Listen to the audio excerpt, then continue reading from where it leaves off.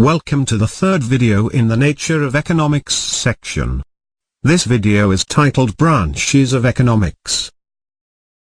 In this video, we will introduce the two main branches of economics, so that you have a better understanding of how the subject is structured. These are microeconomics and macroeconomics. Introducing the two branches at this stage is timely because it builds on some of the concepts we've looked at in the first two videos. Before we introduce the two branches, there is a little bit more to cover off. This diagram should now be getting very familiar. In the middle we have the fundamental economic problem of scarcity. On the left-hand side, we have the limitation of finite resources, which affects our ability to produce. On the right-hand side, we have the other side of this equation, which are the infinite wants that relate to our desire to consume. What we are going to do is introduce a few more terms which are related to these existing concepts. The first is supply. Supply refers to the act of offering goods and services that producers create. These goods and services are produced using the factors of production that we looked at in the last video. The next term that we are going to introduce is that of demand. Demand is another way of expressing the infinite wants that economic agents have. Supply and demand are at the heart of economics. They help explain the ideas of finite resources and infinite wants more concisely. Logically, it follows that potential demand, which relates to infinite wants, is likely to be greater than potential supply, which relates to limited resources.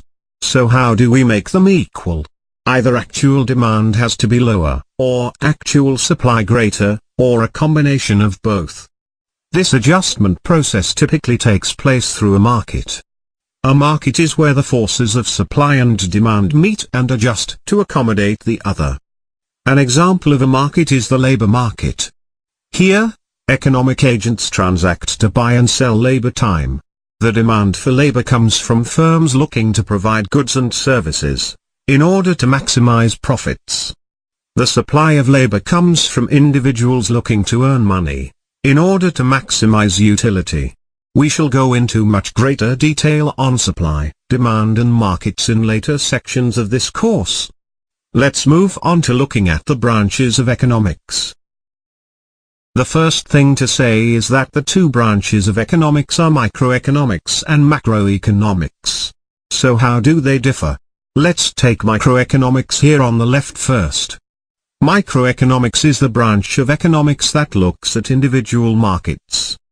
We defined markets earlier as where supply and demand meet. As supply and demand in individual markets come from economic agents, microeconomics is also concerned with individual economic agents such as people and firms. Note that the government is not typically included in microeconomics due to its size and its role of managing the economy as a whole. So it's not difficult to guess that the government's role is studied more in macroeconomics. However, it would be simplistic to say that that is all that macroeconomics is focused on. Macroeconomics is the branch of economics that looks at the economy as a whole, rather than just one individual market. This means it is concerned with aggregate demand and aggregate supply. What do these two terms mean? Aggregate demand is the total amount of spending in the economy. We tend to define economies around countries, so aggregate demand is demand from a country's economic agents for goods and services made by that economy. It also includes demand in other countries for goods and services produced by our economy. Aggregate supply is the total amount of output in the economy. This is therefore the sum of the output of the government, firms and individuals in an economy. Let's recap. Microeconomics is about individual markets.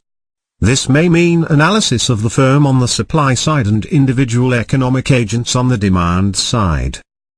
Macroeconomics is about the economy overall, and therefore it is concerned with aggregate supply and aggregate demand. It is worth remembering at this stage that this course is focused on microeconomics, so while we may mention the government and its role, it will tend to be in relation to specific markets.